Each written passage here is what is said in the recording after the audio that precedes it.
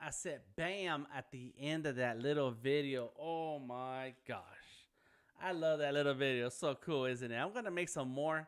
We'll see how soon I can figure out how to make things move in Photoshop. Make things move in Photoshop. I get my words right. I am Delta Tango Mike. Welcome to the live stream. Hello, everybody. How are you doing tonight? I hope everyone is having a great week. It is time for another live stream. And today I'm going to give a big, huge shout out to all the women in history. This is the Women's History Month. And today is International Women's Day. So, in honor of all the brave women in history, I'm going to draw my mom. She is an international woman. She was an international woman. She passed away in 2019. And it doesn't feel like it's been that long, but she she lived a long, full life. She was 80 years old, and I'm gonna tell you more about her during tonight's live stream. So let's get ready for some Adobe Illustrator on the iPad. I am Delta Tango Mike, and you will hear from some of the folks hanging out in the Discord. So that we already have a lively conversation going on. You're invited to come through to the Discord. It's free to join. Just click on the button in the description of the video and click on the link in the description of the video, and boom, you're in the Discord. And a few minutes after that, you're able to jump into the conversation, say something, comment on something, give suggestions, and get involved in the conversation live here on Behance. You're watching either on Behance, Periscope, LinkedIn, Facebook, or YouTube. Just jump on in. All right, so I want to give a quick shout out to some of the people already leaving comments on Facebook. We got my man Desi Govea. What's up, homie? He is a fellow East LA homeboy. Known each other for a good old while, and somehow ended up in Georgia. Yeah, we're here. Big ups.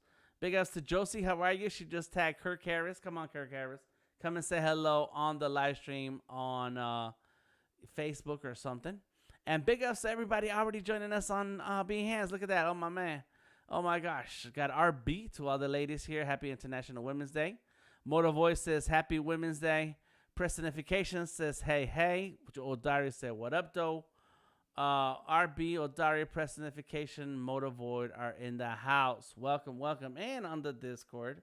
You guys can't hear them. I don't know if they're saying anything, but let me go ahead and turn on their microphone so they can join in. We got Tom, RB, and Monica. Monica is an international woman. Big ups, Monica.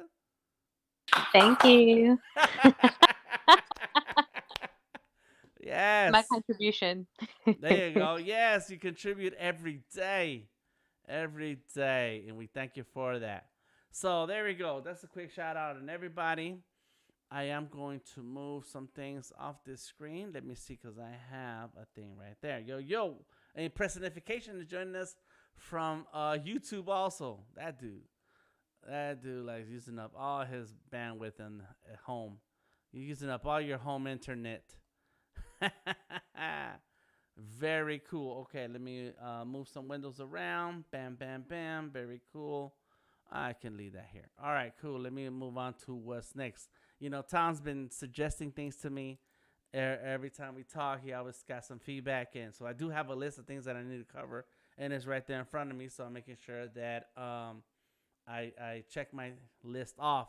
You can find me on YouTube, Facebook, Instagram, Twitter, or Behance. Check out Vector Maestros. I am Delta Tango Mike. You can find me anywhere, Delta Tango Mike. Just do a quick search. Google it. You don't have to find any special links. Just Google it. That's all me. Do leave a thumbs up, please. Leave a comment, question, or suggestion. And give a shout out to the woman or women who have affected your life. And mention their name. We have the chat is open. What is that? Old talk radio. The phone lines are open. Operators are standing by. The chat line is open. Just drop a comment in the chat anytime. Give a shout out to the woman or women who have affected your life. And let me tell you, there's been a long list of women in my life, and I'm very thankful for having them in my life that made it possible for me to get here even to this day. give a big shout out to my wife. Oh my gosh. My wife is hardcore. She is constantly pushing, and in a good way to for me to give my full potential. So big ups to my wife also. All right, so let's double check what we got going on here. Cool. So there you go. You see my Illustrator. No, you see my iPad. There's my iPad screen. I have my pencil ready. Boom. And I need to remember where the camera is right here. Okay, so I got my pencil ready.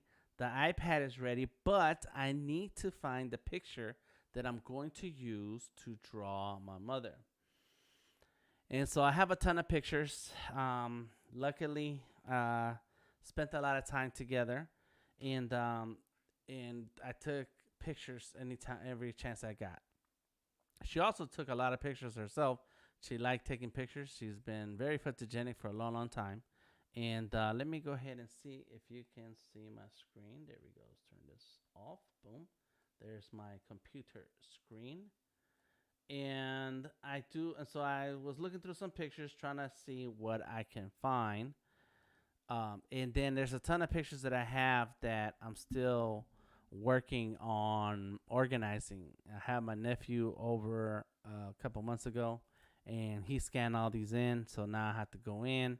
I may need to get Tom to work on these pictures because he is the color master, remixer, and so he could probably fix a lot of these pictures because they're old photos that were actually scanned in. So I decided to work on with this picture here. There's a picture right there of my brother and my mother. I'm gonna show you these other pictures in a second. I've already loaded it up on Photoshop so that I can crop out and organize the photo that I want to use. Let me go ahead and rotate my image 190 clockwise. Very good. And so these are some old 80s pictures. Oops. There we go. Old 80s pictures. Look at that. That was me right Wow. there. I was in high school. The church had a photographer. I used to go to church. Had a photographer come through and took pictures of everybody in the church. It was a small church. And this is in Oregon. So I was 17, 16, 17 in these days. And big old glasses. I still wear glasses to this day. Not so big.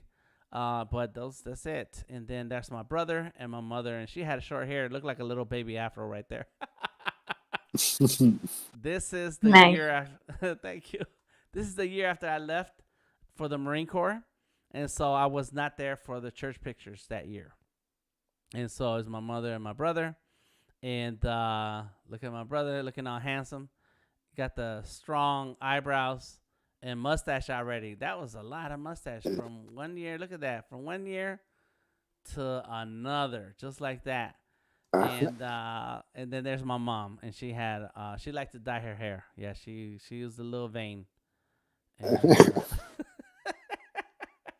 yeah. And just because these pictures are here, let's see what we got. So this is me right there. That's me right here, and I'm making a face, and I'm dressed up because that was my sixth grade graduation. And during those years, we were living in Mexico. So I lived in Mexico for 5 years, from when I was 8 to 13. And I went to school in Mexico for a few years, and that was the sixth grade. I think that's my brother right here standing next to me because he always had a lot of hair. And that's one thing different about us, that I lost my hair, and he still has a head full of hair, and very hairy person. In any case, there I am. That was our uniform. This guy was one of my friends in sixth grade, and like he was the cool kid in our group, um, because he had an Atari at home. So I stop at his house before going to school. We play video games, and then we go to school. That was the deal. And this is one of my cousins. Her name is Josefina, and this is the 80s. This is the 80s, so I'm sure she's a lot older. I haven't seen her since the 90s. And then this is a picture in Mexico in the little town where my mother is from. And so there's my mother, my aunt, who is my mother's sister. And they're 20 years apart in age. They're both passed now. Whoa. All of these people have passed. But yeah, she was 20 years younger than my mother. what's cool story about my aunt, her name is was Maria Luisa, is that she was born on the same date as I was. Not same year, but same date, June 21st. We were both June 21st babies. And that's the beginning of summer, the middle of the year, and so her name is Luisa. And so I don't know a whole lot about Mexican tradition because a lot of it I forgot already, blocked it out. But do remember that a lot of times people will name their children um, um, the name of the saint for that day. So in Catholicism, there's a saint for every day of the year. Every Saint Thomas. San Tomas, that's you. And I was so, named after Saint Thomas. oh, there you go. Okay, so that's I think that's normal for Catholics everywhere. That's And us. yep. And so growing up, we went to Catholic church a lot. In any case, my aunt. So the June 21st is the day is San day of San Luis, and so her name is Luisa. And everybody in Mexico is named Maria for some reason or another. Maria. So Maria That has a Luisa. good flow to it, though. Maria Lisa. Maria Luisa. Yeah, yeah, really good flow. And so, but my mother is not down with Mexican tradition. I'll tell you more about her in a little while. But my mother's not down with Mexican tradition. There's a whole lot of things that we need to evolve from when it comes to the patriarchy of the Latin community, or however you say it exactly. Not sure. Not sure anymore. In any case, Mexicans. I'm speaking specifically of the Mexicans that I grew up with, my family. And so my mother did not name me after the date that I was born. She named me after my father. So there it is, Daniel Flores. And Original. yes, so she just wanted to do what she wanted to do. In any case, that's a cool thing about my aunt. So we shared the same birthday. Another thing we shared was that she was an artist. She would draw, except that nobody saw her artwork but me. She didn't share it with Wow. the family. She didn't talk about it. My mother used to tell me that my mother tried because they're 20 years different. So my mother was already an adult when she was out in the world. So she would try to convince my aunt to go to art school, and my mother would pay for it, and my aunt never took that opportunity. And so it was a very different times back in those days. Life was way different. So, you know, it's a whole lot going on in someone's life for them to decide that they won't not follow their passion. However, when I was there and I was a kid, we would draw together. And so those are some memories that I have of my aunt is that she would draw, and she liked to draw on just any sheet of paper. She didn't keep any sketchbooks. She didn't keep anything organized. She would just draw on regular sheets of paper, lined college ruled paper.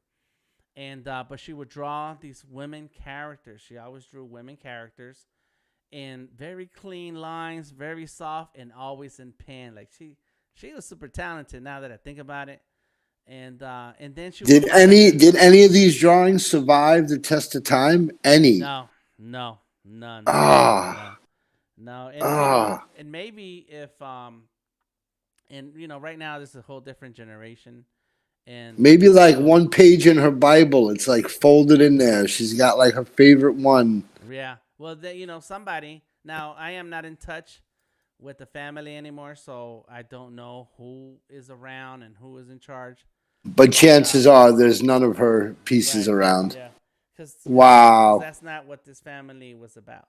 Maybe one day you could draw one from memory if one stands Yeah. out. Well, I do have a few in my mind that I remember, Wow. and so I may have to do that. Yeah, I may just have to do that. And so she would write these paragraphs next to the drawing, and it would tell you the story about what's going on with this person. So that was super cool. That was very super cool. And so that was my aunt, Maria Luisa Alpizar Martinez. So that was her. And Wow. then my grandma, that's my grandmother right there. And she was already like 70 years old at this time. And with a cane, could she She was very old, had lived a hard life, and she still got up every morning, 4 or 5 in the morning. She was already up, yelling at people to get up. And That's like my German great grandmother. yeah, she would so in Mexico, at least in my family, so we lived in that house that my grandfather built. And it was a big, huge building with apartments in it.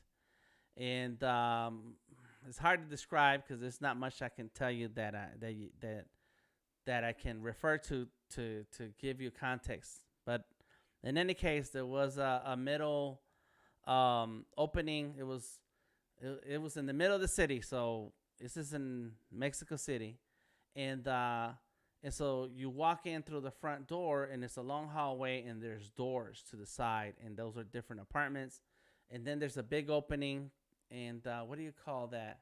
It's not a plaza.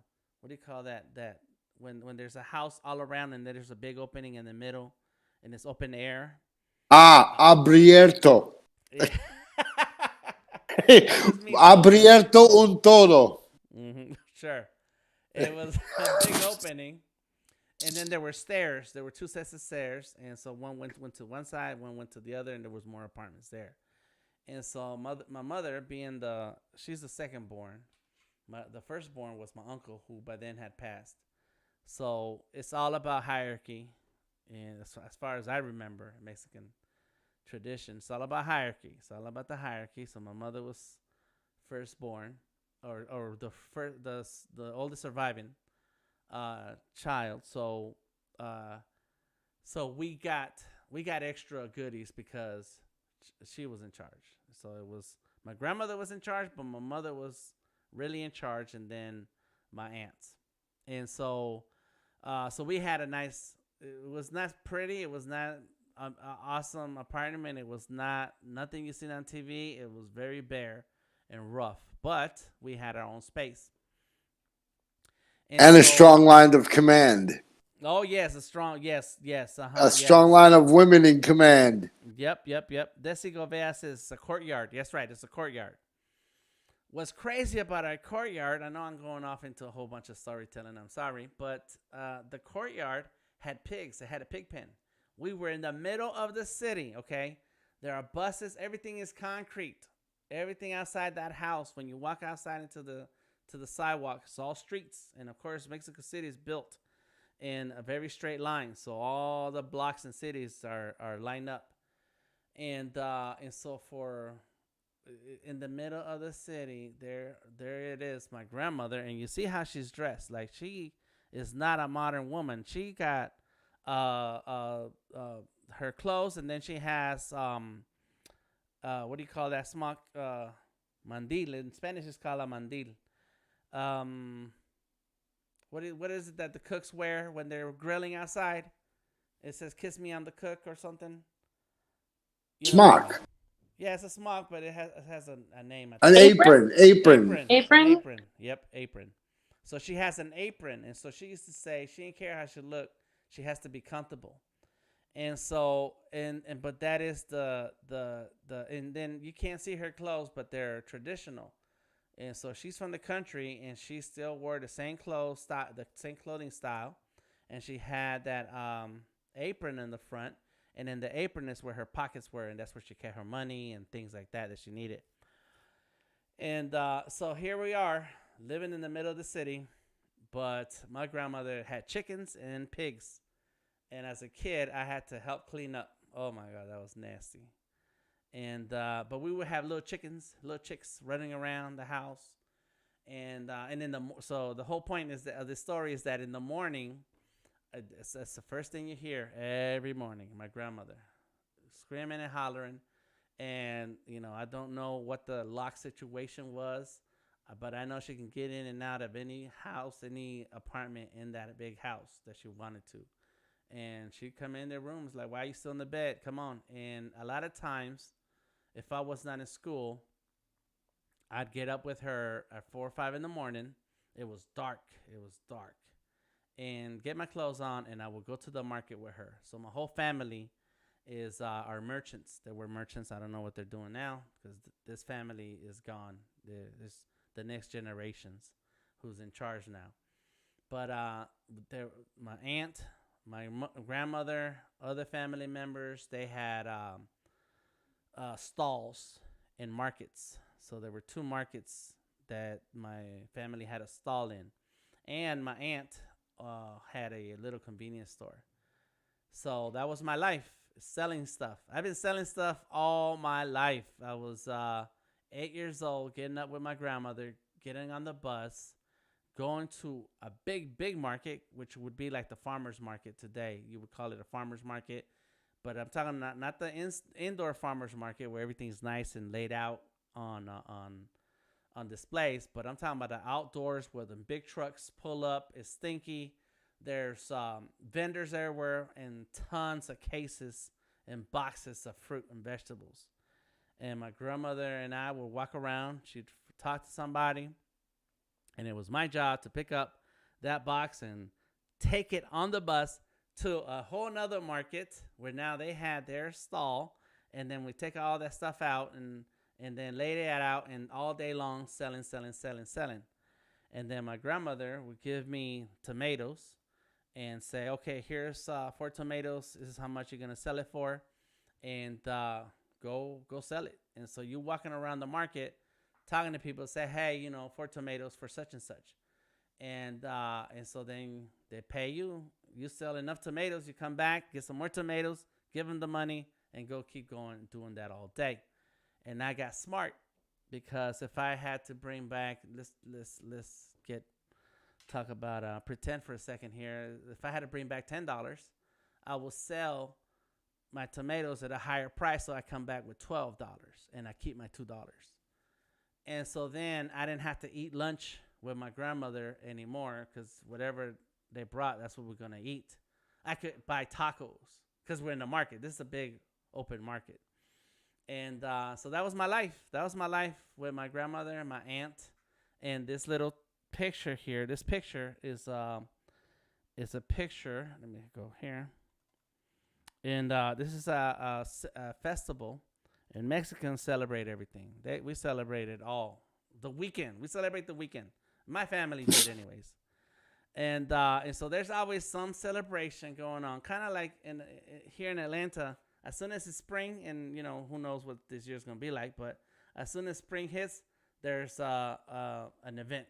There's always an event. So here in Mexico, any opportunity to have a celebration, Mexicans will do it. And so this is the little town where my mother and my grandmother are from and were born. My aunt was born in Mexico City, which is only like an hour away from here. So they're from the country. This is Aztec country. I always told my aunt, "You have this Aztec look," and she would laugh at me. And and so I have it too, and I have the nose and stuff.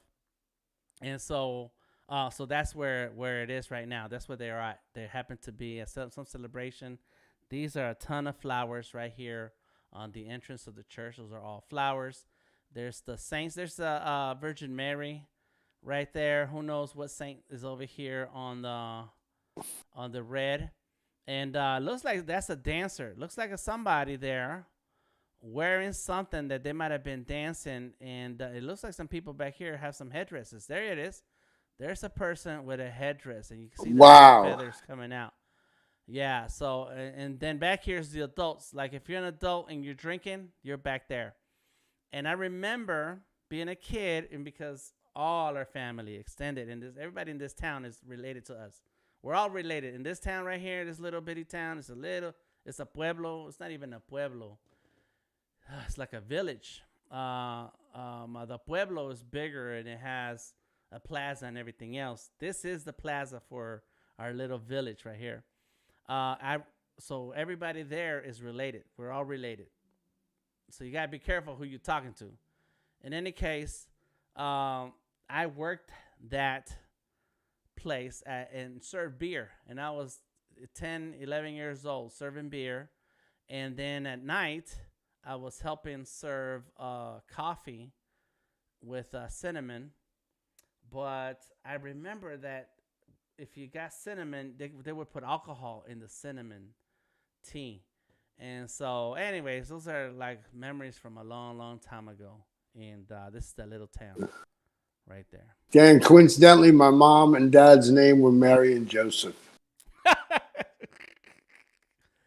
I believe it. I believe it. It's like tradition. Tradition is a big deal. A big, big deal. So there it is. That's a quick story of my family. The town. I was talking to my brother the other day, and we were trying to. He was trying to remember the name of the town, and I said it's called Tizca. Tizca. Tizca. And then and so, but that's the little village. The town, the actual pueblo, is I just lost it. I remember it too, and I forgot it. It's long and it's very Aztec spelling and sounding name. Acatitlan is the county or area of the state, and then Acatitlan, Tezcatitlan, Tezcatitlan. That's it. That's the name of the town of the pueblo. Descaticlan. Tezcatitlan, Tezcatitlan. And so our little village is really like a nickname for the big pueblo, which is still small, but because it's off, it's a long walk, and it's in the woods and hills. I mean, literally, you're walking through some hills to get to where our little village is. Kind of like Lord of the Rings. Now that I think about it, that's crazy.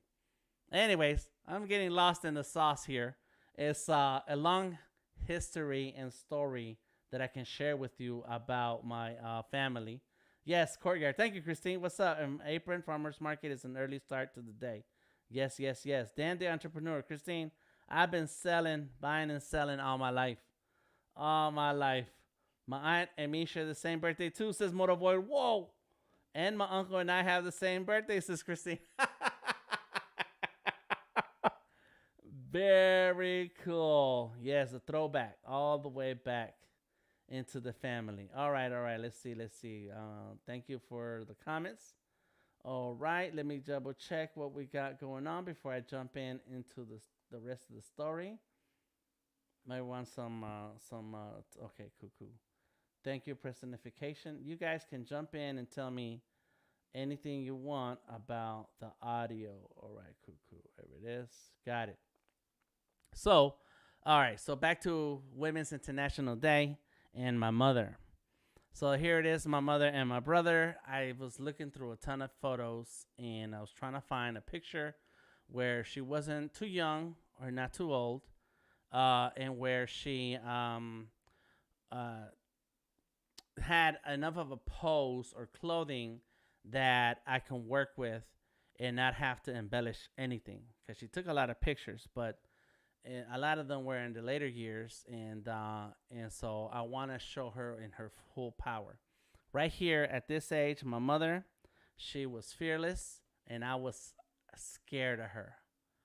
I was scared of my mother. She was hardcore. She been working all her life, and she had an attitude, and she showed it to you. So let me go ahead and save that real quick. Natalia and Frank. That's my brother's name. There it is. Scans. Let's leave it here. Let's make this a JPEG. Boom. Save it. And so, with this year specifically, I think it was 1990. I left for the Marine Corps. I left in July 3rd. It was the day before 4th of July. That's why I remember the date, because it was before the 4th of July, the day right before it. I thought the Marine Corps would take a day off, and they're like, no, you're getting on the plane. I was like, okay, cool, I'll do it. I'm out of here anyway. And so I left on the 4th of July, July 3rd, and then I came back 3 months later because I was done with basic training, boot camp. We call it boot camp in the Marines. And so I came back, and she came to meet me at the airport, and I saw her. I got off, and back in those days, you could go meet people all the way to the gate. Like, you could stand there at the gate when people get off um, they get off the plane. As soon as they come off the bridge from the plane into the airport, you can meet them there. And so there she was, walking up to me, and she looked around me looking for me. She was walking towards me. I saw her, so I started walking towards her. And as she's getting close, she starts going like this, looking for me. She didn't recognize me because I had lost like 30 pounds. That Marine Corps don't play. And so I always been chubby. I always had a belly, and it was gone. By that time, it was gone, and I was bald, because the Marines. Anyways, so that's that year for this picture here. So let me go ahead and organize this picture before I get started. All right, so it's 6 inches by 6 inches. I like that. I'm going to go ahead and stretch this picture out. When I do the illustration, I am not going to draw my brother. He will have to get his own drawing later. Dan, thanks for sharing that story of your family's history and the provenance of what you're about to do. Thank you. Appreciate that. Yes, sir. All right, let's save as. Here we go. So now what I did is I brought the picture into Illustrator. Hold on. And I cropped the picture in Photoshop, brought the picture into Illustrator, and in Illustrator now I'm going to save this file as a cloud document. There it is. And so now I'm just going to leave my mother's name, Natalia Romero. That was her name.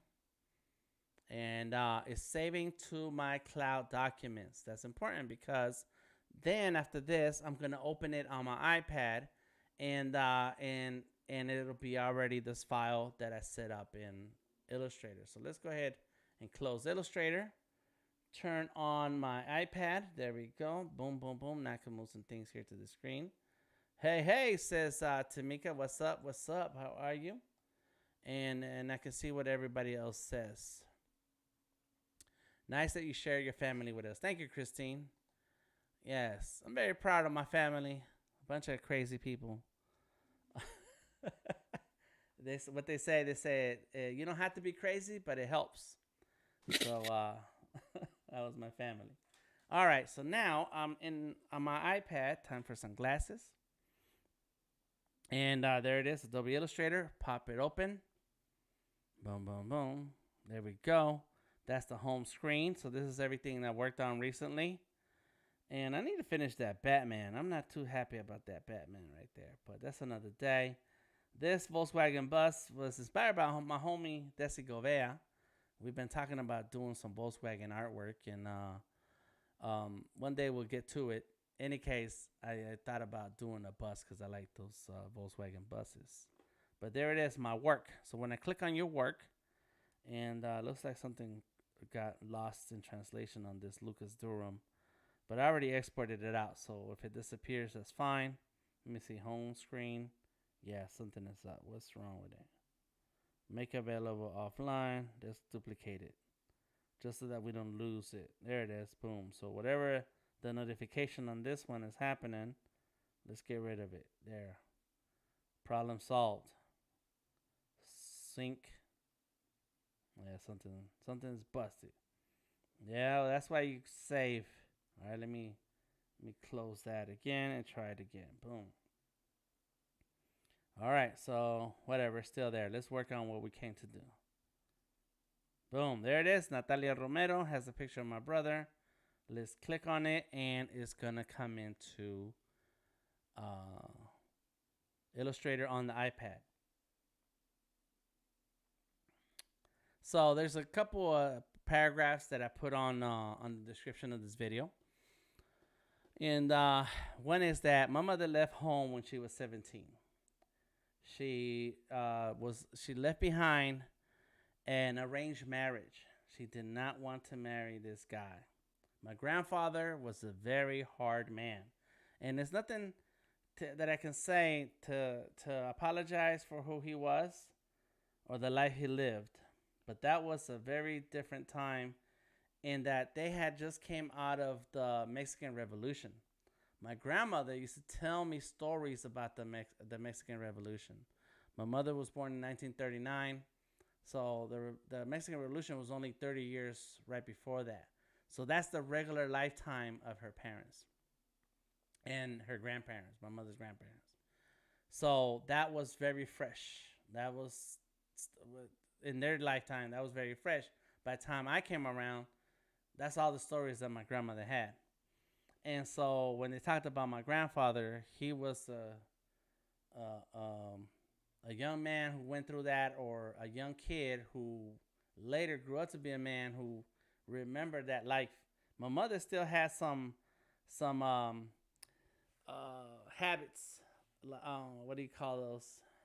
World War II, Depression era habits, where you had to eat all your food. Like if it was served on your plate, you had to eat it all. You can't waste anything because there wasn't any refrigerators growing up, and so you couldn't just save food. You couldn't just put it away. There were no leftovers, and there wasn't enough food anyways.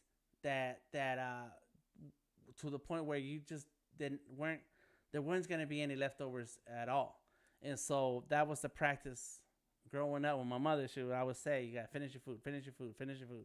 To this day, I finish all my food. That's how it is. You couldn't drink. Another one. You couldn't drink when you're eating.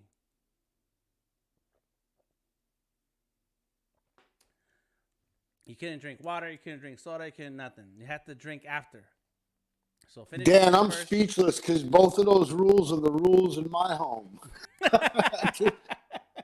We try Yeah. not to waste any food, and yeah, we try not to drink the drink so that we have time for our food to digest before we fill it with a Mm-hmm. liquid. And yeah, same thing. Yep.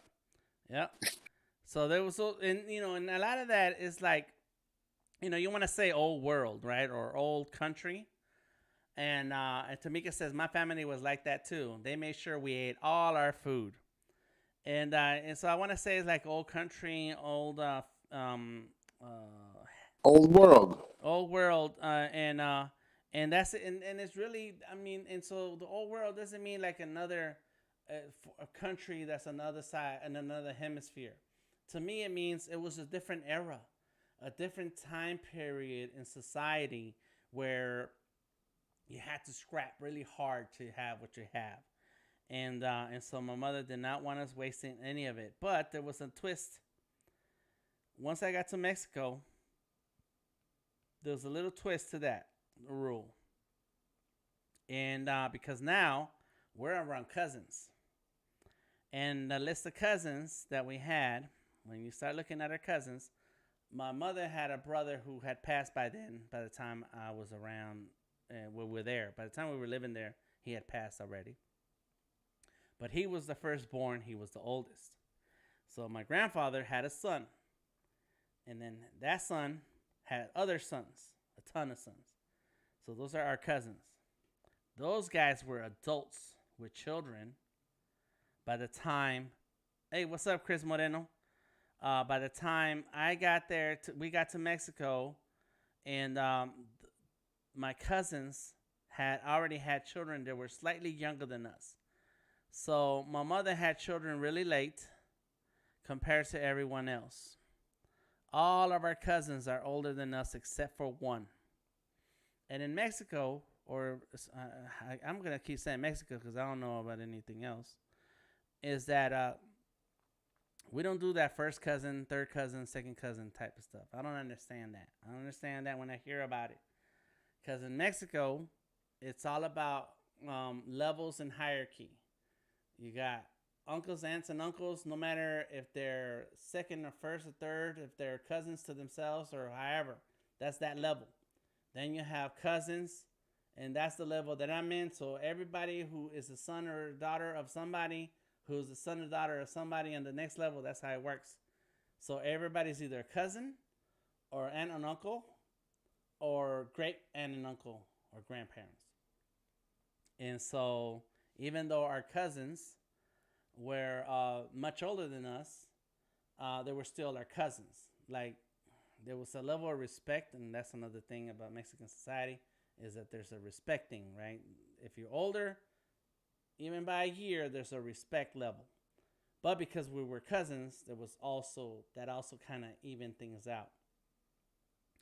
In any case, out of all the cousins, we were the youngest. My brother and I were the youngest, and then there was one younger cousin, and that younger cousin was the son of my uncle who was no longer there.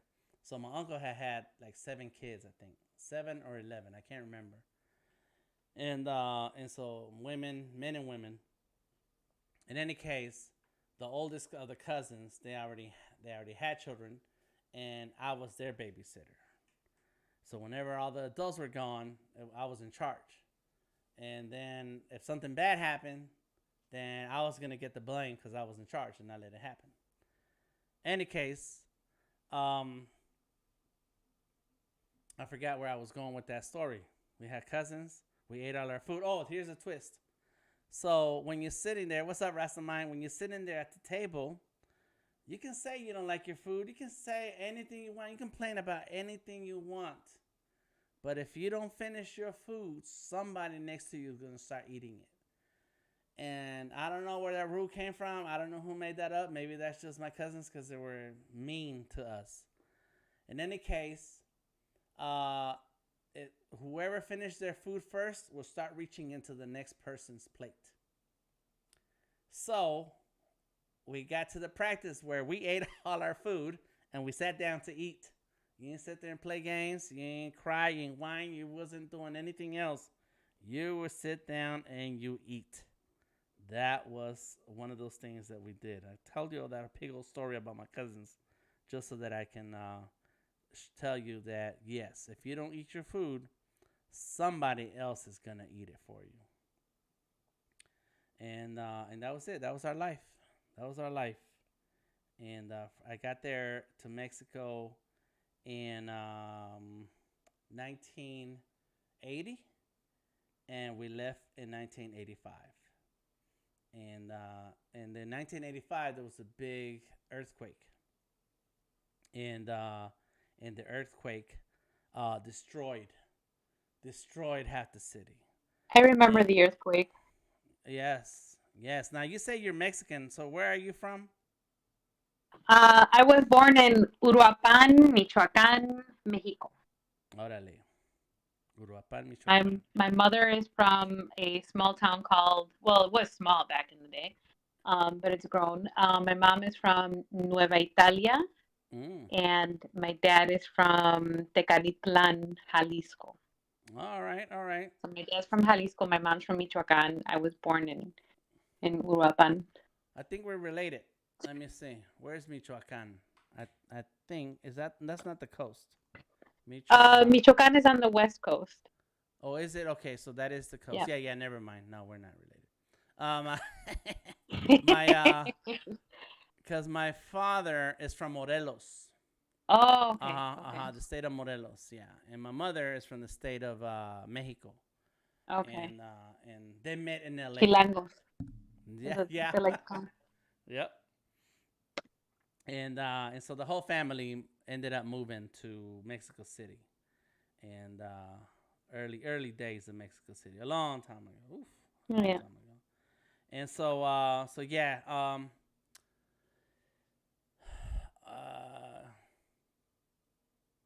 What did we say? We were taught. It said. Oh yeah. So Christine says, didn't they make separate meals for each person? What do you think? Food just grows on trees? You ate Uh, what was made, and if you didn't like it, you didn't eat, and that was it. that's right. That's it. Yep. Yep. Yep. Yep. That's how I am with my children and my grandchildren when they complain about what they don't like and be like, all right, okay. I don't mean I'm gonna get up and make something else, but that's I because like I'm my used to house. that. Yeah. Exactly. They're like, all right. And then, my grandchild, he's the one who complains nowadays. He'd be like, I'm hungry. I'm like, well, you should have ate that food I gave you. He's 5 years old, but still, it's like, hey, man. Or when he doesn't eat something, I just put it away. And when he says he's hungry, I go ahead and pull it right back. I'm like, oh, here's the plate you left. There's that food you left. Exactly, says Tamika. Yep. If you don't like if you don't like what's there, you better make yourself something to eat. Well, but the thing is, well, when we were kids and living in Mexico, there wasn't a refrigerator. There wasn't a kitchen where you can just walk in and just start grabbing stuff. My grandmother was the ruler of the kitchen. That's it. That is all. No one cooks. No one touches anything. Now you have your own apartment, so you can go and you to your own apartment and cook food if you want to. But you're not going to walk into the kitchen, the main kitchen, start pulling pots and pans, and act like you're gonna cook. It's a hierarchy. Dan, that's the rule in this house.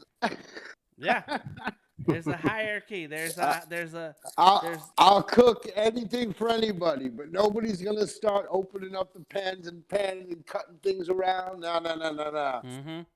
But we cook to order here, but you just can't waste your food. That's the only rule. You can't waste food here. Gotcha. Well, that's It's so similar.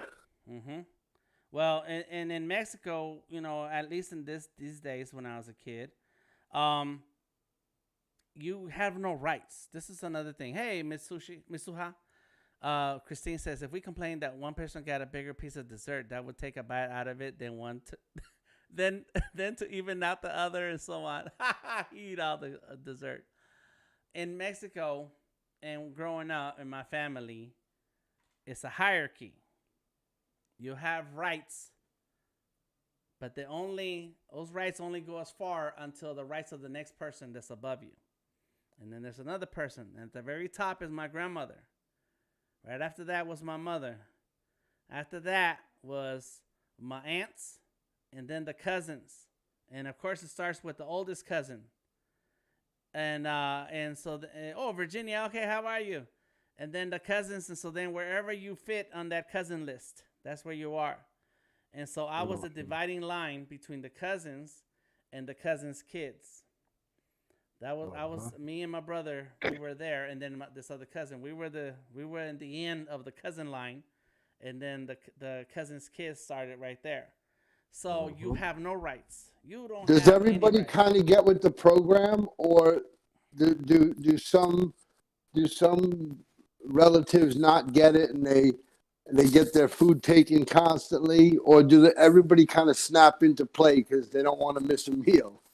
They snap into place because you miss that meal. Just like grandma likes it. Yeah, nobody has any rights. Like I said, you don't have rights. You can complain all you want, but nothing is gonna happen until you have your own money. Now, who was that? Rasta man said, or somebody said, cook for yourself, cook your own meal. I don't know who said that. It might have been Steve. In any case, you cook your own meal. No, you can't cook your own meal. No, there's not a refrigerator. Everything is bought fresh. Somebody goes to the market and brings back food that ends up getting cooked. And so, I mean, this is the 80s. I'm sure life has changed a lot. Mexico City is a metropolitan area. It is up to date, but in our family, we didn't have those things. We didn't have a TV. There was like one TV, and it was in my aunt's apartment, the one who draws. You couldn't sit there and watch TV. You didn't. There are no rights. You have no rights. You do as you're told, and you be quiet. And so, so that's where a lot of these practices are really based on hierarchy and respect, and not just respecting your elders, but respecting your role and your place. And so that's how my mother grew up. That's how we experienced Mexico when we were kids. And when my mother was 17 years old, my mother said, "I ain't doing this. I'm out." And she left home at 17, leaving behind an arranged marriage. And my grandfather went looking for her, and at the bus station, but the bus had already left. And the whole time, and my mother used to tell me this story. The whole time, my mother's sitting there at the bus station, the Greyhound, whatever you call it. It wasn't the Greyhound, but you get my point. She was just afraid that my grandfather was going to show up. And let me tell you about my grandfather. And my grandfather was a farmer. He grew up a farmer back in the country. And but By the time he went to the city, he became a cop. My grandfather was the SWATs, the SWAT. He was the SWAT. He was in that crew that will catch criminals and bum rush places. And so In everybody Mexico. in Mexico. Okay. So everybody was afraid of my grandfather. And he was big. And my mother has told me many times in the past that I remind her of my grandfather. And there's a few of us in my family who are tall, and I'm not a tall person compared to American people, but in Mexico people, I'm tall, and I'm only 5'9", 5'10". You're tall. You're Yeah, tall enough. You're not super tall, but yeah, you got height, bro. yeah. If I hang out with a bunch of Mexicans, I'm taller. If I hang out with a bunch of other people, then I'm in the middle. But yeah, that he was a big guy. And I have a picture. And he did not play. My grandfather did not play. He was tough. And there he go, right there. There's my grandfather. Look at my grandfather's face. That's my grandmother. Grandmother had a lazy eye. That's her when she was a little kid. There goes my grandmother. And there, look at my grandfather. Look at him. He looking at you like, hold up. You gonna charge me how much for this picture? How much you want for this picture? Wait, I can't see. Where? Oh, you can't see. I'm sorry. Say something. Or Dari. Thank you for saying something, Dari, because there it is. That's my grandmother. Yeah. Classic. Yeah. This is the old school. Back in the day, my grandmother might have been a couple years old, maybe 3. And she and look, that's the classic Pueblo clothes. They're fancy. They're in the fancy clothes, but he ain't dressed fancy. He look dirty right there. But look at that face. That's a face of determination. Handle my business. He will beat the brakes off of you. Yes. Yes. Yeah, Yes. that's my mother's face. That was That's my my mom's in face. East LA. Wow. That was my mother's face too. You say something off the cuff, man. You Oh say boy. something that is not your turn to talk. Yep. And she glare at you. And if you That's really it. say something stupid, and my mother is around, your face will swing to one side, and Backhand. and your half your face is burning. Yeah. Half your face is like, what happened? Yeah. You don't even know what happened. You didn't even see her across the room and Yeah. slap Nope. you. You didn't see that. Your face is just like this. You're like, what happened? Yeah, Your face just moves. We flew across the room, bro, when Mom got pissed off. Yep. And it's over. Yep. Tamika says it was not a free for all. Nope, never. And that's a mean mug. Yep. So that was my grandfather. So I only know stories about it. I think I like it. That was great. Yeah, thank you. Yeah, thanks for sharing that, because that look was like, yeah, I know that look. Yeah. And there's a picture. I have a picture of him somewhere, and he's in uniform. And well, let me show you this other picture first. That's me in uniform. Yeah, I got that picture. Yeah, I was. Don't ask me where I got that picture, brother. So I was in the Marine Corps then, and so there's my grandfather. There's my mother when she was young. In 1961. 1961.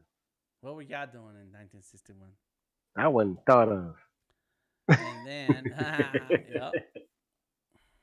And then there she go right there. She was a young teenager. And there goes, no, she was at least 20, because they're over 20, older than 20, because that's my aunt, the one. Wow. Yeah, you look like your mom. That's crazy. Yeah. And then, let me see if I find my grandfather. He's somewhere. It's a little picture, because all we got is little old pictures of him. These are the scans. Let me see if I find it in the scans, because I haven't edited any of this. I haven't had time to go back. Nope, no. But I have his and I do have a physical one. One of his ID pictures, and he has a uniform on, so he has the hat and everything. Yeah, he was tough. Mhm. So when my mother left Mexico and was leaving behind the patriarchy, I don't know if that's how you say it. She was leaving behind the patriarchy. She wanted none of that. Nothing. Christine says, your mom was a good looking lady. Yes, thank you. Thank you, Christine. Good night, RB. Have a good night. And This so isn't your mother here in this picture, though, right? this is my mother right here. Yep. This is my That's your mother mom? and my brother. Yeah. Okay, okay. No, I'm not used to seeing your mother that way. I'm used to seeing her older. Older, yeah, because I posted a lot when the last few years about my mom. Right. Yeah, She yeah, just looks different. I mean, yeah, even, yeah. Here she was 50s in her 50s, and she looked good for 50s. and then yeah, Uh, she was a hard worker. Didn't He posted a recent video of you in the car with her. I thought that was adorable. Really Yeah, I nice. love that video. That video is yeah, that dope. was in 2019. I brought her to Atlanta to live with me, and by then she couldn't take care of herself, and so a lot of times she was hanging out with me. I'd have her with me wherever I went, and started a series called Life of an Artist Entrepreneur, a day in the life of an artist entrepreneur. So those are those videos you see, and so I recorded a lot of stuff, and there's a ton more videos that I never put up, and I stopped posting those videos that week she passed because she got sick, and so I didn't. I still recorded some things, but I stopped posting, and but yes, that's the videos that you see, and so she was really old by then. She was 80. She was 80 years old. Wow. Yeah, yeah, yep. So this is 30 years ago. The church took this picture, and tough, tough lady. Left home at 17. Said, "Forget this. I'm out of here," and didn't look back.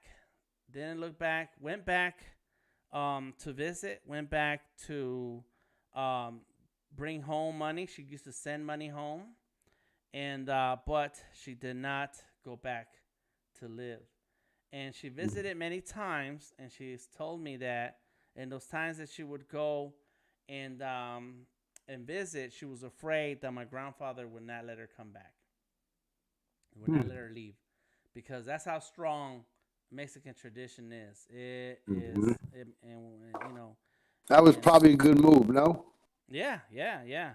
But and that taught us a lot. That added something extra to her DNA when she did that, because I did the same thing. In any case, but yeah, she is I want to say, I can't say that I know everything about what being toxic is, but it's not healthy. It's not healthy. The types of lifestyles that people are used to in a country like Mexico that has had a ton of patriarchal um, tyranny, going back to Spanish, going back to the Aztecs. And I've read enough to know some things, but everyday life, you don't know exactly how people were living, and so then you add in colonialism, you add in independence, you add in the Mexican Revolution, and then the Industrial Revolution, and so there's a lot of damage done to families and people, and so my mother, she said, yeah, I don't want that. I'm not with it. I don't want it, and I'm out. And that's what she did. She left, and so she still cared about her family. She still wanted to go back and visit, but it was tough to say no to my grandfather. It was tough to stand up to my grandfather and say, nah, I'm not gonna do that. And he was hardcore, probably not the best person, and so it was. She made a really hard move for herself, and that in turn, the story she's told us, she used to tell my brother and I stories. It kind of built something inside of me to say, you know what, we have freedom. We can be free. I have the freedom to choose and make a move. There's consequences that come with that freedom, and there's responsibilities that come with that freedom. One being that you're gonna have to pay your own way. You're out of the protection of your family now. Christine says Catholicism contributed too. Yes, it did. Yes, it did. Oh my God. Golden Rose says, sounds similar to my mother's life. She left at 17 and passed in 2019. What? Golden Rose. That's amazing. My grandpa didn't want any of his kids leaving home. There were 14 of them. He had his own village. Yeah. And so my mother telling me these stories, when I turned 17, I left 3 weeks, 2 or 3 weeks after I turned 17. My birthday is June 21st. And by July 3rd, I was out. And I had joined the Marine Corps. I joined the Marine Corps when I was 17. My mother had to sign for me to make it official. And so by the time I graduated, weeks later, I was gone to the Marine Corps. And I left home. And I never lived home again. Never. I visited. I stayed there. I hung out with my mother, but I did not live at home. And I told her, me and her, we didn't get along once I got to be grown. And I didn't want to live under her rules and under her ideas or anything. And the consequences, so you have a right, but the consequences also mean that now you got to afford your own way. You got to pay your own way. You're going to have to hustle and work and do everything that you need to do to make your life possible. And that's something else that I learned from my mother. She was super hardcore. She sold every product known to mankind. I'm talking about Shackley, Tupperware, Avon. Oh God, Tupperware. Ditto. Yep. She knitted. Now, my mother was an artist. My mother knitted. She knitted and knitted. She knitted. You sure our parents didn't know each other? Right? Jeez. My mother. Oh my God. Green thumb, knitted, everything. That was my mom. Tupperware manager. Yeah. Distributor. What do you call them? Distributors. Distributors. Crazy. Yep. She used to send me on errands, and my job was to go collect money. I ride my bicycle around town, collect money, come home. Then when the orders show up, she bag everything up, and I go drop it off. I was going to drop it off. So in 10 years ago, she started making little boxes. Ooh. And they're nothing but Dan's Knitting Channel. Thank you, Christine. So these little plastic things, you can knit on one side of it and the other, and then you make these little plastic things into sturdy things, right? So my mother was making this a lot of the stuff, and she said, I'm gonna make you a box. What do you want? I said, I want the LA. And I showed her a drawing of how I wanted the LA. And it's not even this LA. I wanted the Dodgers LA. And so she made it. She said, okay, I send it to you. Man, she sent me this. This is what I got in the mail. I was like, that's not the LA that I wanted, but okay, that's an LA. At least she used the colors I asked her, which is blue and gray. That's the LA Dodgers colors. And she got the right blue. And then she did the little Charlie Brown type of design. Hey, right. Yeah, but I got a lot of stuff that my mother made, and so she used to knit all the time. What's that? Golden Rose say, I used to do that as a kid. My mom's friend showed me how to do it. Okay, cool. Yes, I learned how to knit. My mother taught me how to knit. My mother taught my brother and I how to knit, how to sew, how to do laundry, how to cook, how to clean, how to do everything. Because for the majority of my life with her, it was us three against the world. Yeah, and, my mom knew your mom secretly somehow. I don't know. Oh yeah. I had the same teachings. Yes, sir. It's a generation. It's a generation from the past, from a long time ago. And so my mother said, she would say, you need to know how to take care of yourself. You don't need a woman to take care of you. And secretly, I thought, well, she just don't want to do the cooking. She don't want to cook for us. And whether you look at it as being independent or it is not, she does not want to be the one cooking or whatever. It doesn't matter. She made sure that we, my brother and I, were very much self sustainable, self whatever, and independent and could do things. And so, yeah, that was my mother right there. She was not down with the patriarchy. She was not down with arranged marriages. She did Mhm. not want to be held down by anything, nothing. She wanted to live her life however she wanted, and that's when she left home. Let me see.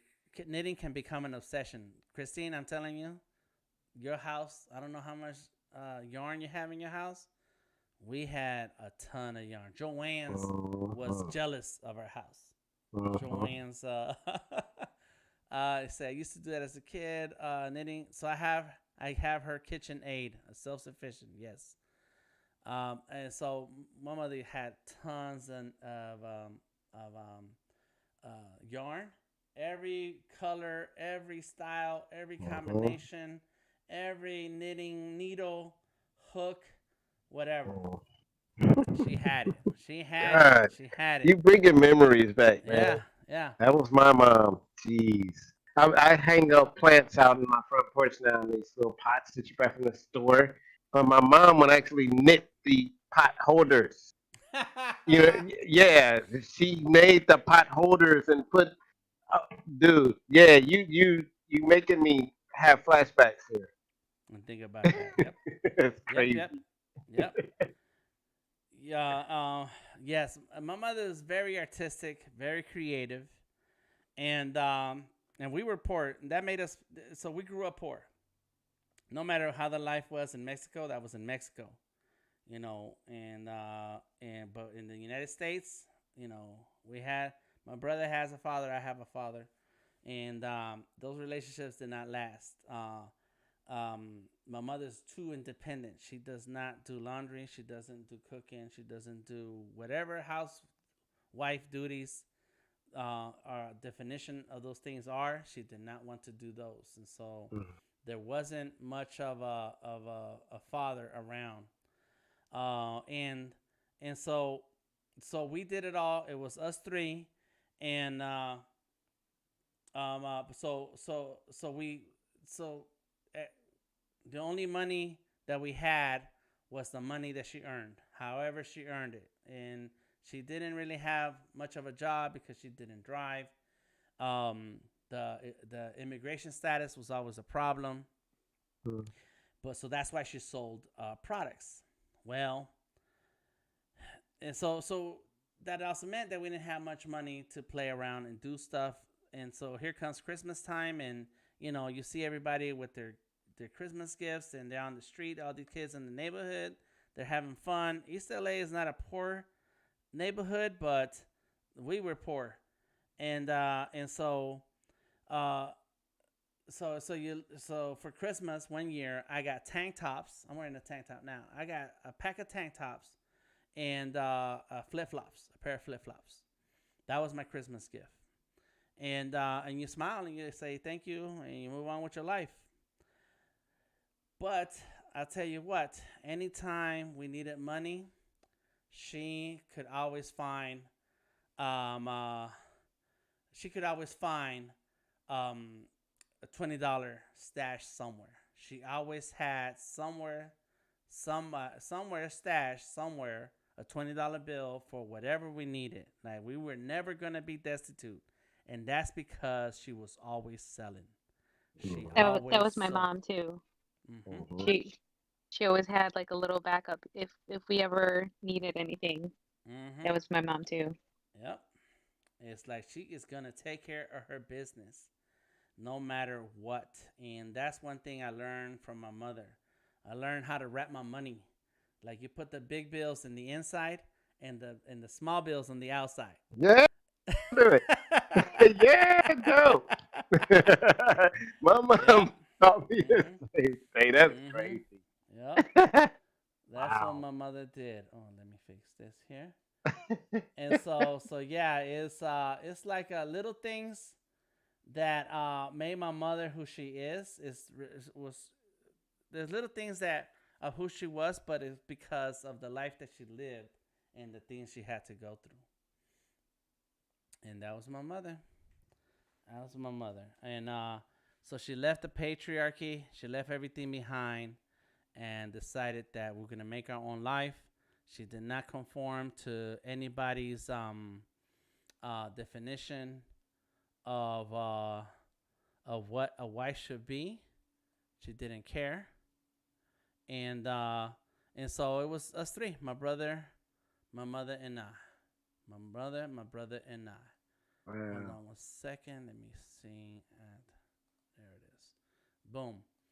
All right. So then the last part I want to say, the second paragraph says, growing up, it was my brother, my brother. It was my brother, my mother against me against the world. My mother taught me strength, discipline, and courage. And I think that to this day, I'm an extrovert because of her. Like I've never been shy. That's for sure.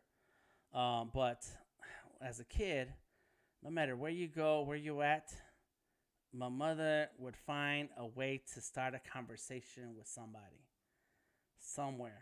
She found a way to talk to people. Next thing you know, we're invited for lunch. Next thing you know, we're invited for dinner. I'm sure a lot of times because we didn't have it. We weren't going to have a good dinner if we just went home. And so she find ways to connect with other folks and either to sell something or to build a relationship that she can get something so that we can have something. Because I do remember us not having much being kids, and this is when I was from 13 till I graduated high school, which is why I started working at 11. Mhm. Christine says women should be self-sufficient too, taking care of their cars and minor repairs. Yes, that's right. That's right. That's Uh, Detroit. that's Detroit. Yeah, right. And so, in the later years, my mother did get a license and start driving, and so she did do that. But but as far as finding ways to earn, finding ways to build a life, she did it. She did it, and and to this day, when I talk about art and the business of art, it's like I feel like some of the things that I'm saying have to do with the way she used to say things, and it's simple little things. It's just simple little things like, you know, uh, her sales pitch in Tupperware is like I can feel like those are the words that she used and said something. Because nobody needs art, and nobody needs Tupperware in their life. Even though now in those days it was a thing. Tupperware was a thing. Like that was if you needed a container, if you needed a The house was container, covered in Tupperware. you My know. mom was a manager. Yeah, I get it. Oh my God. Mhm. Tupperware everywhere, dude. Everything from plant holders to whatever. It was Mhm. it was insane Tupperware. Mhm. Yep. And that stuff was good. It was good stuff. What Yeah. happened to Yeah. Tupperware? And that's the thing, right? So there was a usefulness to Tupperware and stuff. But the reality, and much like art, nobody needs that. You really don't need that, and you can live without it. There's other solutions. But so it comes down to, can you sell this product? Can you talk about this product to the point where now people are like, sure, give me that. I'll take it. I'll buy it now. And that's the part that I learned from my mother is that you know how to connect with the person, you know how to say certain things to the point where that person's like, I'll take it. That's the thing I learned from my mother. That's what I learned. Hmm. It's like you know how to tack that talk, and it took many years later through the help of my wife and Chris Doe to get to a point where I can say, I can be ready to walk away. Like I can walk away. I don't want to. I know that's money I want, but I'll walk away from a deal if it's not the way it needs to be to fit what my pricing or everything else. But that fearlessness, that um, courage to just start talking to people, just say hello, how you doing, and listen to a person tell their story or talk about them, and then you find a way to make a deal of some kind. That's what I learned from my mother, and I do that to Yes, this sir. day. To Yes, this sir. day. Yep. Yep. So Now, there you where go. I need to learn where you lived in East LA because I have family there, and my mom took me out there to visit my family, and I have family in Compton as well. So, Mhm. but you said East LA, and I'm like, well, where exactly did you live in East LA? And I Right. can tell you how close I was to you. Right. Well, I was in East LA, East LA. The part of East LA I'm talking about. So East LA is a sliver. The Mhm. east side of LA, from downtown Mhm. to the east, that is the east of LA. But Right. East LA is a chunk of space. It's not that much of a sliver. It's kind of long now that I think about it. So if you're in downtown and you walk east, you're gonna walk past the train station terminal, the big train station. I forget what it's called. It has a name. In any case, uh, as soon as you get past the train station, it's a big, huge building, and as soon as you get past that, there's a L.A. River. That's the L.A. River. There's not much water there, but it's the L.A. River. Mm. That is the boundary of downtown LA and East LA. Mm. As soon as you cross over the river, you are now in East LA. Hold on to Mhm. your purse. Hold on to your wallet. Hold on to yourself. Hold on to who you're looking at and why you're looking at them. That's my neighborhood. That's where I'm from. Yeah. But in East Okay. LA, there's a neighborhood. It's all broken up into neighborhoods, Mhm. and so my neighborhood is Boyle Heights. So the first Okay. neighborhood inside of East LA is Boyle Heights, and that's where I'm from. In Boyle Heights is where the General Hospital is, Mhm. and I don't know how far south it goes, but there was a big Sears store on 7th Street, and there's a couple big streets that go north and south, and that's Soto Soto. That Soto So. is the big north and south, and then the east west is now called Cesar Chavez, but in those days it was called Brooklyn Avenue. Okay. And Brooklyn Avenue came from downtown, and downtown it has a whole other name. I forget the name now. And but as soon as you cross the river, now it's Brooklyn Avenue, or in today's name is Cesar Chavez, and that goes all the way through East LA, all the way. Mm. And I forget exactly what it's called on that side over there. In any case, that's it. That's that whole area is East LA, and but I'm in Mhm. Boyle Heights. Okay. I gotta ask my uncle. They still out there. Hmm. How close is that to Compton? So Compton is South Central, Yeah. and so let's see. You can see my screen. Okay, let me create a new thing here, and so The only LA. reason I asked because is we had family in East LA, and we had, and I went as a youngster. I didn't know too much, but I knew where I was. Hmm. I knew East LA and I knew Compton when I was in. It was two different Hmm. places. I remember that. And Hmm. when we went to East LA, my family's Hispanic. When we went to Compton, my family's black and Hispanic. Hmm. So I was like, okay. So I didn't know the difference, but it was like it wasn't a long ride. You know what I mean? It was Yeah, like, oh, yeah. we were No, it's just not there. long. It's not long at all. Traffic is Okay. busted. That's what makes it long. Okay. So this right here is the coast, right? So that's the Mm. coast. That's the water, the beach. And so Okay. down here is Long Beach on the south. On the south, let me go ahead and get a little thing. So this is the south, and that's Long Beach. So that's the west, east, and so this is all mountains. And Mm. in mountains, it's all mountains. LA is in a valley. Any case, so Long Beach is down here. East LA is all of this, and then Mhm. Boyle Heights is right here. That's where Boyle Heights is. South Mm. Central, and I should make this smaller because it's too big. So South Central is all down here, and Oh. so you have and then you have the Grand Western Forum where the Lakers used to play, and that's Mhm. called Inglewood. And Oh. then there's I can't remember if it's Linwood and then Compton, or Compton's on this side and Linwood's on this side. I can't remember, but anyways, this is that Mhm. whole area right here. So we had family there, and then I had an Okay. uncle who lived in Santa Monica, and that's all the way by the water. This is Long Mhm. Beach, and then the airport is down here. That's the airport if you're flying in and out. Well, where was Oakland from all of it? Oakland is in Northern California. That's the Bay. California is Okay. long. California is a Right. long state. Yeah, so Right. you got Southern California, that's us, and then Northern California is close to Oregon and it's cold, and that's where San Francisco, Okay. Okay. Oakland, Yeah, I've San been to both Jose, places. I got Sacramento. confused for a minute. Yeah, yeah, yeah. I've been to San Francisco and Oakland, and Hmm. I got confused because a lot of those places I went when I was young, Yeah, when so you're a it's kind kid, you of just hard to go remember. right.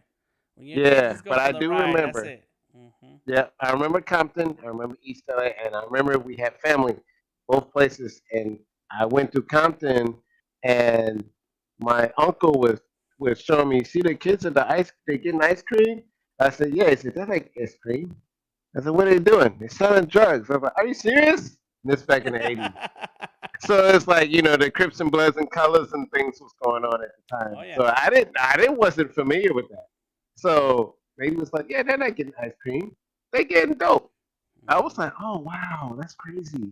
And I never grew up with that in Michigan. In Michigan, it was a whole other kind of thing. There was no gangs in Michigan. It was just crazy people. Hmm. You know, Hmm. the kids were crazy just because they're crazy. They didn't have to join a Hmm. gang to be crazy. Nuts Hmm. anyway. So, Yeah. but Right. I Right. did have the opportunity to go to California and meet my family, and it was like I walked in the door and everybody's speaking Spanish. I was like, Hmm. okay. Hmm. It was like Hmm. that's when I really learned about my family when my mom took us to all these places. So now I was curious because I was like, well, I could have probably met young Dan the man. That's right. I was out there in the '70s and the '80s, baby. Right? And but even if we crossed paths, we wouldn't have talked to each other because the '70s was bad, the '80s were worse, Yeah. and so it was a ton of racial and gang violence. And Yeah. so you did not go somewhere you did not belong, and you couldn't just talk to anybody. That's not how it worked. There's a lot of Yeah. rules. I I And had go ahead. I had cousins that spoke um, Spanish, and I didn't speak Spanish. And I Mm-hmm. hung out with them anyway. We hung out, Mm-hmm. took me around, and we would communicate the best way we could, and we joke and laugh, and you know what I mean. I was still a Mm-hmm. kid though, Mm-hmm. so I enjoyed it, but I didn't know my family until my mom took me there because I didn't know. I'm thinking, oh well, I'm dark skinned, I must be just black. Right. But mom showed me everything. It was like that's why I was wondering how close. I was like, I could have met Dan the man Mm-hmm. when he was a wee little person. Oh yeah, yeah. I was crazy. I was crazy though. And one thing in East LA, on the way to school you fight, on the way home you fight. It was Oh rough. yeah. Oh, you got to walk through a Oh couple yeah. other neighborhoods to get to school, and so Wee. it was a whole lot of fighting. And I don't like to run, so I told myself, well, I'm not gonna run, so that means I have to turn around and fight. And so that was the life I was living, But fighting. did your mom ever tell you get in trouble if you lost a fight and didn't fight back? Yes, yes. One time in Mexico, this is in Mexico. Um, my brother and I used to fight each other all the time, because he's only a year and a half younger than me. And so, um, we were kids, and something was happening around the house. We were running around, and and I hit him or something, and he was crying. And my mother walked in, and was like, "What's going on?" And so my brother's already telling the story. And so And so I said to her, she looks at me all weird, and I said to her, "Well, I'm not gonna let him hit me." That's what I said, and I remember this conversation. Okay. Oh, here's what happened. Let me go back. Um, Days earlier, I had come home, and I was upset because somebody had beat me up, or said or did something. And later on that day, that same kid walked by our house. Oh. And so I told my mother, I said, "That's the kid." And she looked at me and like she didn't care, like she was not gonna solve my problem. Uh-huh. And I was like, dang, I'm telling her my problem. This kid is my problem, bullying. And she did not care, and so she was raising two boys. Uh-huh. And so I was like, what the hell, my mom ain't gonna stand up for me or something. I was thinking that. And so that was conversation one. So conversation two happened when my brother and I were fighting, and he's crying, and she asking me why I hit him, and I said, "Well, I'm not gonna let him beat me." And then she said, "This is the hardest thing my mother ever said to me." She said, "Oh, so you're gonna let some kid on the street beat you up, and then you're gonna come home and beat on your brother?" Oh my God. That was the moment in my life, and I was 8, 9 years old.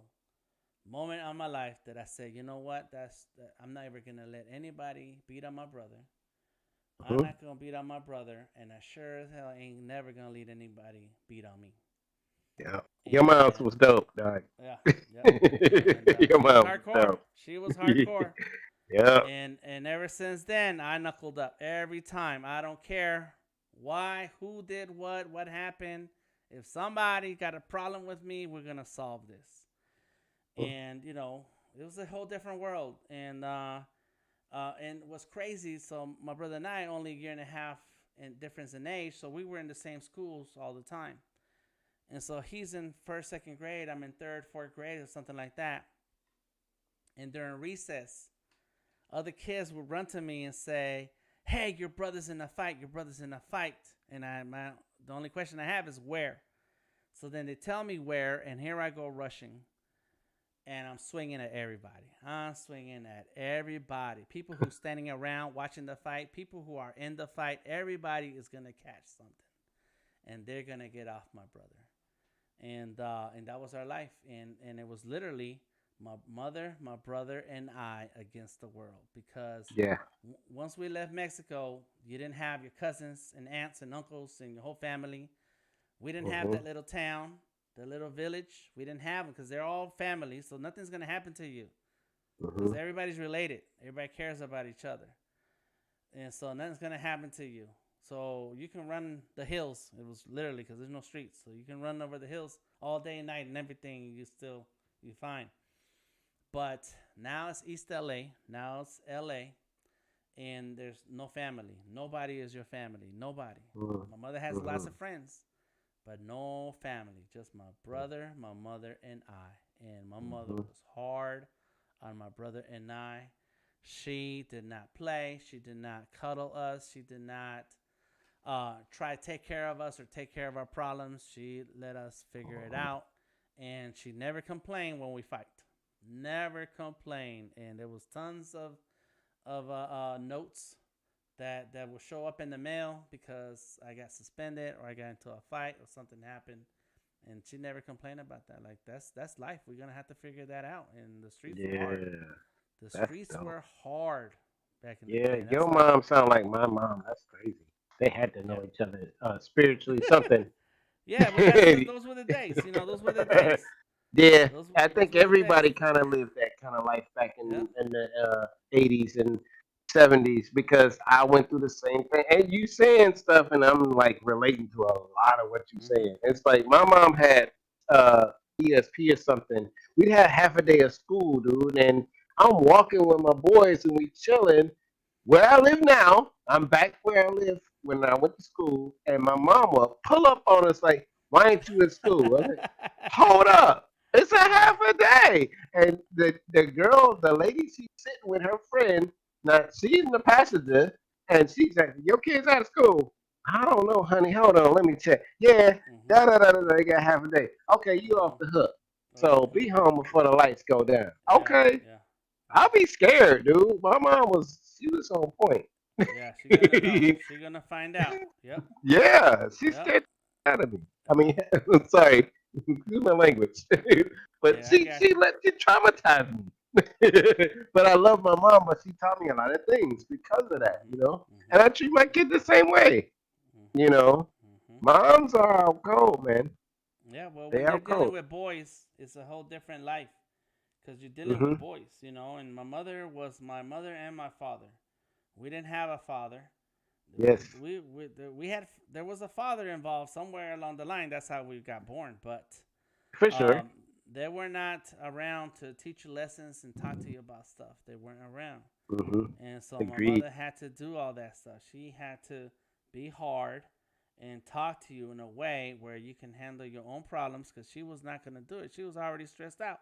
She was stressed out trying to earn for us, earn so that we could have something, so we can have an education, so we can have somewhere to live, so we can have Mhm. the things that we need in life, and so that was her job, and so our job was to handle our problems and my brother and I. Oh, there were many days, many times where my brother and I were fighting people bigger than us, and Oh uh, yeah. and and that's because we know we ain't got no one to go to complain to. We have Mhm. no one to go complain to. My mother ain't coming to the school and talking about why so and so bullying my kids. That wasn't a thing in those days, anyways. Not back then. No, you're right. Mm-mm. You know, and Not back so then. so right. So now what are you gonna do? So you're gonna have to figure it out. You're gonna have to handle that. Somebody Yeah. stole your stuff. You're gonna have to go get it. You're gonna have to go get that. Mhm. And that was my mother. My mother made it all possible and worked it the best way she could, and gave us the best life that she could give us. Yeah, my thing at home was like, you come home and lose a fight, then I'm gonna beat Mhm. you up too. And I was like, Mhm. dang, Yep. that's messed up. Yeah, that my mom's was yeah, dude. Oh my god, Yeah, it's man. like I had to fight on my own. I mean, people knew who I was because of my family, but it Mhm. was like I didn't have any assistance. Mhm. It's like, oh, dude, it's either you need to hurry up and take a scenic route to get to the crib, or Mhm. you gotta stand and fight. Yep. You know, I've been through some fights. I'm a little dude, but play dirty when you're little. You know, Mhm. it's Yep. like I'm going for eyeballs and everything that hurt, and That's I it. succeeded. Yeah. They do And say now you that I'm gotta. older and did this, I'm like, okay, yeah, I ain't scared of nobody now. You know, that's Uh. crazy.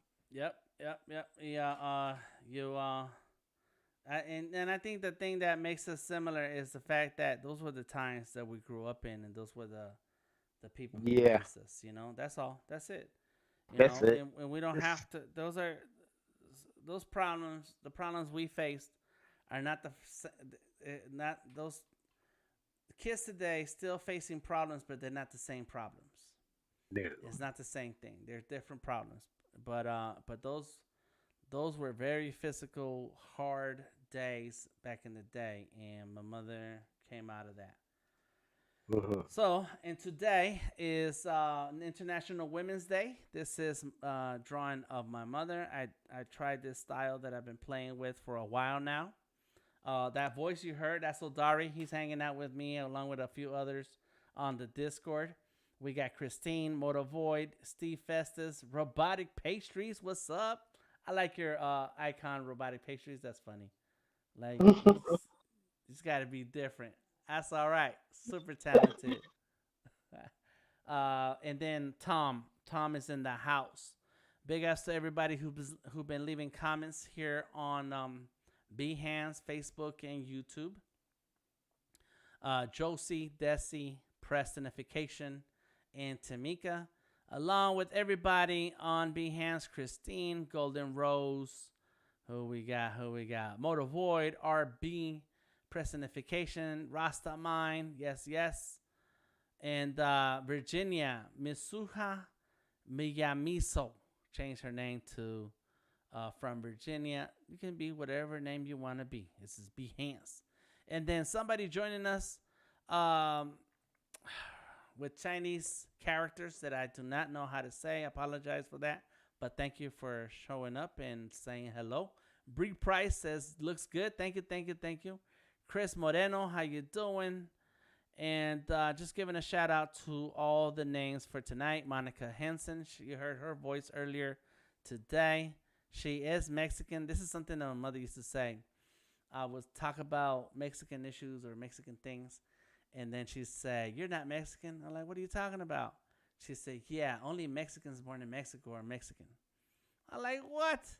Well, what am I supposed to be?" I'm like, huh? What?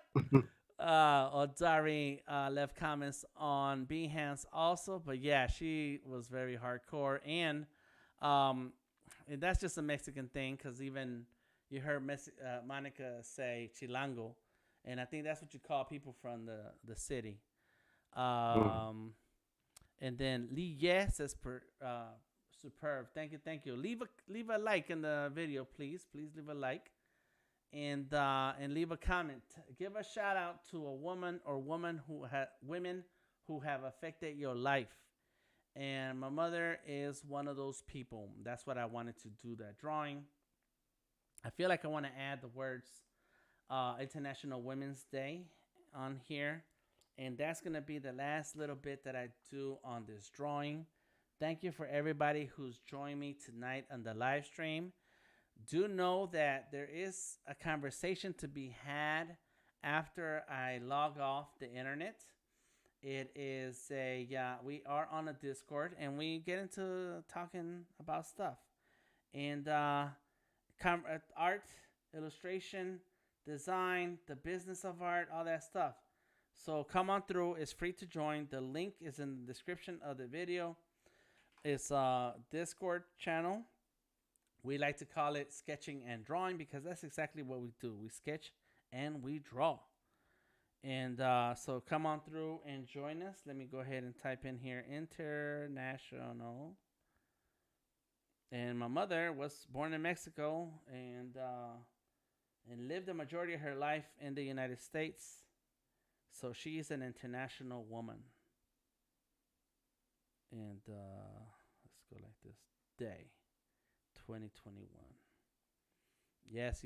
Strong women. That's right, Jessica. Thank you.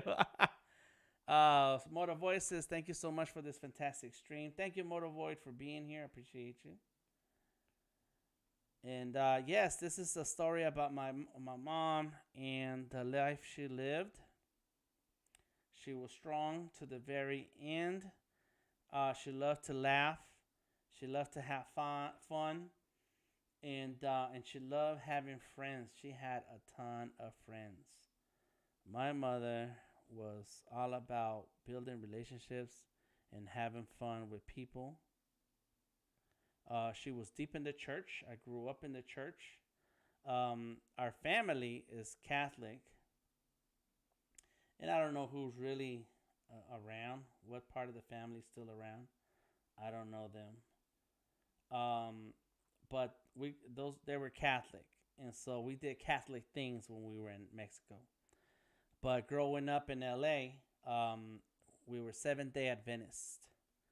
Seventh-day Adventists, and when you start considering, start looking at Protestant religions, and you start looking at how hardcore they are about the Bible, Seventh-day Adventists are the hardcorest of them all.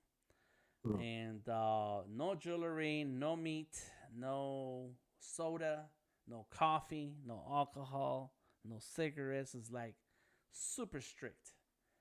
And that's how we grew up. And so I spent 3 to 4 days a week in the church. That didn't stop me from being crazy. But we was in the church on Wednesdays, Fridays, Saturdays, Sundays, and if there was anything else to do during the week, we were there. And the church was very good to us and good to my mother because she built a lot of good relationships there. She got to know a lot of people, and so they were a great resource. That I will give much respect to the people who were there when we did not have much. Daniel, no disrespect. But same thing you taught me. Now I'm about to school you. You need to sign your work, brother. Mm. All right. Yep, because That's I'm right. looking That's for right. the Hancock and I don't see it. And I'm like, That's right. okay, I did you everything get else on right. me about it, so I'm gonna get on you about it. That is true. Let's do it. So, yes, you gotta sign your work. That is the only thing you got to do. Hmm. My brother did a drawing of my mother, and he did it all in pen. And my brother's Mm, crazy. My brother is crazy, but it's beautiful. nice. One day I'll show it to you guys. I gotta get it framed. That's the deal right now. Thank you, everybody. Thank you, Tamika. Thank you, Jessica Motorvoid. Everybody else leaving comments. I appreciate you. We got to respect and give honor to those who came before us and laid the groundwork for who we are and the lifestyle and principles that we live by. And that's what my mother did for me. All right. Um, Respect your mothers. Enjoy your mothers. Have fun with your mothers. Laugh with your mothers.